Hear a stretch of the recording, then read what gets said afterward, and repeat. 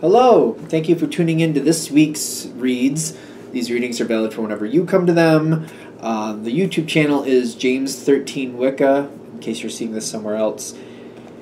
For the main part of the read, I'm using the tarot deck, Gilded Tarot Royale by Chiro Marchetti, text by Barbara Moore. On the bottom here, assuming I get this right, it's llewellyn.com is where this one came from anyway, and there's a couple other socials if you're interested. Supportive Oracle Cards, Chakra Wisdom Oracle Cards by Tori Hartman, illustrated by Gretchen Raish Baskin? Yeah. Watkins Publishing is the website, watkinspublishing.com, I believe. And I think there's a website for Tori Hartman too in that black little strip above the barcode. Feel free to check that out if you're interested. The dice are from the Dice Shop. The website is mathartfun.com if you want to check them out. I use a 22-sided dice for the major arcana, 22 substitutes for 0 for the fool, 14-sided dice for the minor arcana, and a 4-sided dice for the element to match for the minor arcana. That being said, if you take a direct reading from me, shoot me an email, james4astral@gmail.com. That's James the number 4, astral@gmail.com. If you're interested in the donation information, that's below, same email. And let's go ahead and get into your reading. Hello, Aries. Thank you very much for tuning in to this week's read. These readings are valid for whenever you come to them. That being said, what do we have for Aries? Very positive, upbeat energy, which is great, right? Although I also get with Aries, it's kind of like, yeah, if it's actually good, yeah, that's cool. But if you're BSing me, no. If somebody's just telling me positive things just to make me happy so I won't tell them off, then no. No, it's not good. As long as it's the truth, yeah, cool with it. Okay, so I was getting this feeling as I was shuffling that, there might be like a changing of an opinion for you, and it could be uncomfortable for a short moment, but I feel Aries is kind of like, listen, if it was wrong, just let me know so I can deal with it. I don't need some falsehoods. Falsehoods don't help me. I'm here about the truth. I want what actually is going on. If I don't like it, then I don't like it, but I need to hear it because I can't do anything if I don't hear it.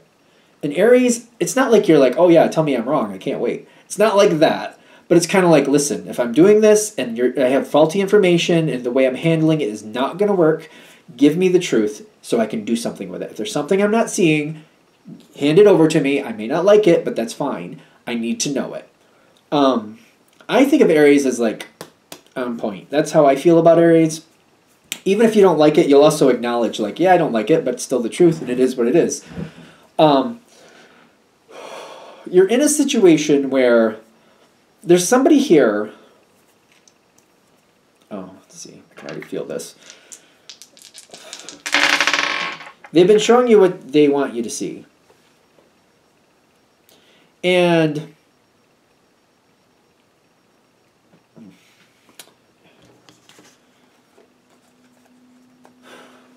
I've said all that, right? No, here we go. Queen of Pentacles with the Five of Pentacles. And then the Soulmate card here. The Soulmate is a very tricky card in my opinion, because if the actual soulmate comes in, I believe we have many lives, just to be fair, so we can color this. If the actual soulmate comes in, they don't show up to have a good time. They show up to help you learn a lesson. Usually if there's something you're avoiding or you're not dealing with, they'll show up because you won't walk away from them, and they'll drive you cuckoo pants. They'll drive you right to the cuckoo pants. So it's just... It's also, I see this with like soul family members sometimes will do this because you already have that bond with them and you won't walk away from them, and they'll drag you through the mud so that you can figure out what's going on. I'm just saying, when I see the soulmate card, it doesn't always mean a good time with the way I read it, so take it with a grain of salt. It's usually about a very important connection, a very deep connection that's beyond this life. They usually show up for a reason. They're not just showing up to hang out, because you can do that on the other side. So somebody has been showing you what they want you to see. And I feel like you've been partially willing for that. Well, you got the Seven of Swords here. You probably had inklings that something wasn't quite right, but you're like, nah, I don't, it's fine. In fact, you might have said to yourself, I got a lot of other things to go on. I'm not going to just... I like that person. I like that person. I got a lot of other things going on. I feel like something's a little off, but it's probably not that bad. So I'm just going to move away from it. If it's there, it's there. If it's not, it's not. But I know y'all tell me if I'm off, but like, I really feel like, especially if you're busy, you're like, that's fine. I'm just going to... I need to handle this. I'm going to center my energy over here. I know something's not quite on point there, but I like them, so it's probably okay. Aries isn't often to do that, but once in a great while, depending on the situation, especially if life is busy. I can see that kind of happening. Again, you will let me know in the comments. I feel you are not shy. I'm sure you will let me know if I'm off. Okay. At least the Aries energy that I'm aware of isn't shy. Six of Swords and the World card. Okay, so that energy is passing. That time is passing because you got this Justice card. So, in the Zodiac, sometimes this talks about Libra. Doesn't have to. But this is basically something where I feel like the truth is coming forward. And it's coming forward in a very matter-of-fact, tranquil... It's very interesting to me. It's not funny, but it's kind of making me giggle because it makes me nervous. Just kind of like breezing on through, like, this is just how it is. Nobody needs to be upset about it. This is just what it is. It's kind of like when I talk about, like, you know, like magenta and yellow make red. And sometimes people don't like that because they're like, no, red's a primary color. You can't make that with your other colors. And I'm like, well, get yourself some magenta, get yourself some yellow, and mix them and find out what happens. It's kind of like people don't really... It's surprising to me how people can get really bent out of shape with that information. People can. And it's just kind of like, it's just... And you can even do it right in front of them. Look, here's magenta, here's some yellow, and you just mix it, and it shows up. It's red. It makes red. It just does. Which, with the definition of a primary color, that's not a primary color, and that really bends people out of shape. When you show this, that when this comes in, it's just kind of like that. It's just kind of like, oh, here it is, mixing the colors, there you go. And it's kind of like, oh, what's going on here? And that energy just kind of like they just keep going. It just is what it is, and they got things they're doing, and they're just continuing on. But this is setting the whole stage for what's going on here. It's setting the whole stage. Like, the two of these together, I keep wanting to put it down because it makes me uncomfortable. Because I'm just like, the truth just shows up. It's just, here it is. There it is. And you're just like, what? And they just continue on, and you're just still sitting there going, what? What? Excuse me? Like, it feels like, yeah, what? Is the color... do I need different glasses? Am I having an issue? Did I hit my head? What did I just see? It is what it is, though. The Nine of Wands comes in with expansion. Once you see it, you can't unsee it. And the Nine of Wands is telling me, I don't want to, but, like, it's there now. And it's like, I feel like the Nine of Wands, usually it's like holding things back or not letting things in. And I don't really want to, but I'm just like, it's right there. It's right there. It's kind of like, you know, I don't know how to say this other than, it's like if you have 5 kids and you're expecting they're all in the house, and then one starts walking by you on the sidewalk, and you're just like, it's 11 o'clock at night. What? Get in the house. And it's kind of like, how did you get out of the house? Why did you think that'd be okay? Why did you not think I'd be upset about that? It's kind of like one of those moments, like, how did you think that was going to be all right? And why are you even out here? How did you get out here? How long have you been out here?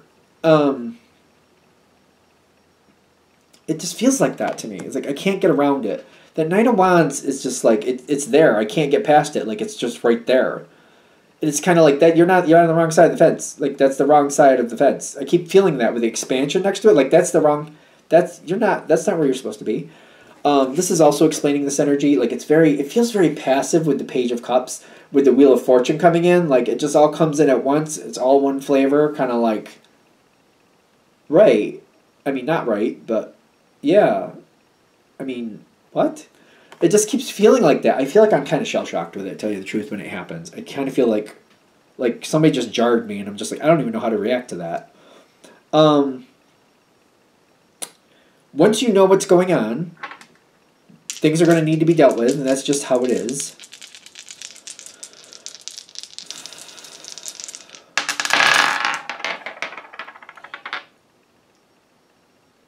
High Priestess, and then the Queen of Swords. Both of them are half in, half out. Whatever you're finding out, that original person did not want you to know. They did not want you to know that. And they do care about you. They do like you.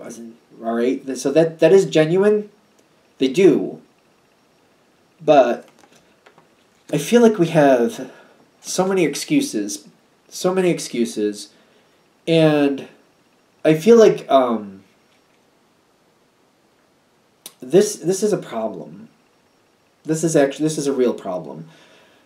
For a lot of you, and it's a general reading, take it with a grain of salt, if this is really hitting, this is a pattern thing. This is you need to see something for what it is. There's going to be this need to be like, I don't want this relationship to change. Aries is very much on point and very honest, but it's very heavy, whatever this is. I don't want this relationship to change. And I feel like I just kind of want to handle it in a way where it's like their business is their business. And I want to stay bonded to this because there's some really strong energy here that I don't want to let go of. And there's every excuse in the book. There's every excuse in the book about why this is happening. They're saying this, if this is really hitting, if you handle it that way, it's going to continue the pattern. It'll keep happening. You found out this time. Maybe, I don't know if this is the first time this has come around.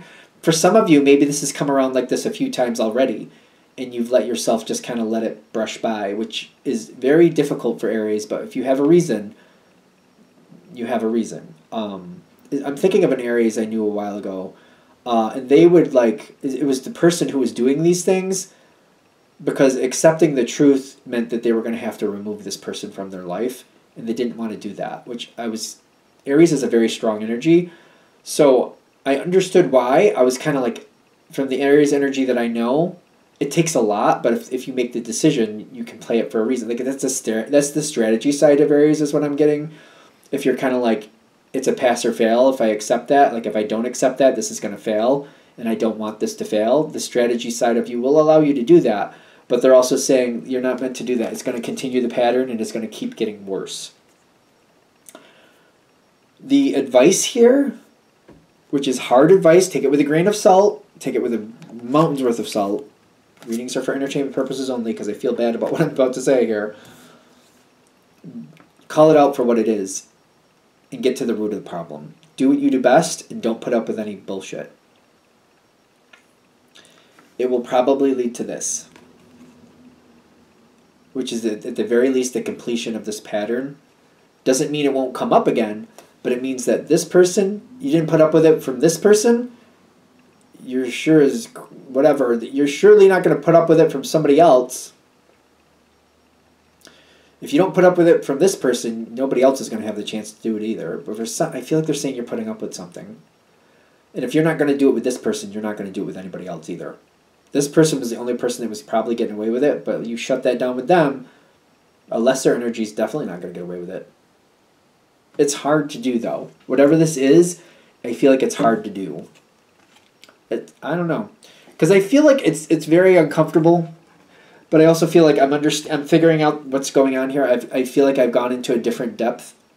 I've gone into a different depth of whatever this is, and I feel like I've ended something. I've ended an issue maybe that I'm having with certain people.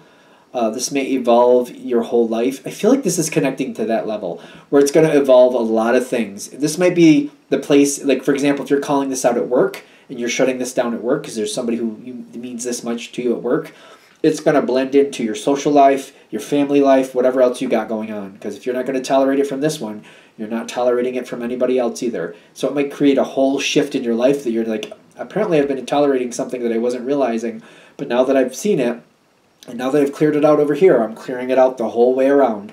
I'm clearing it out the whole way around. It's a lot. You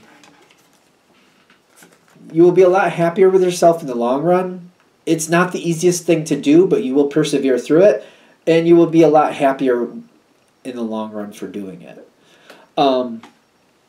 Whatever here that it's not working or hasn't been working, or maybe you didn't realize wasn't working, it will only heal, and I feel like I only realize it needs to heal after I deal with it. It's kind of like if you have an abrasion on your leg, or maybe you hurt yourself when you were working, and your pants are covering it. Until you take your pants off and look at it at the end of the day, you don't realize how bad you actually hurt yourself and that you actually need to take care of that. And once you see it, you're just like, well, where else did I hurt myself? Where else do I have this issue? And it's kind of like, I'm going to make sure I stay extra vigilant with this, and I'm not going to do it again. And true healing can come forward.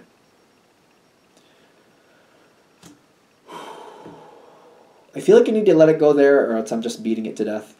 So I'm going to let it go there. Hopefully that helps. Thank you for watching. If you'd like a direct reading from me, shoot me an email, jamesforastral@gmail.com. That's James the number 4, astral@gmail.com. If you're interested in the donation information, that's below, same email. Thank you very much for watching, and have a great day.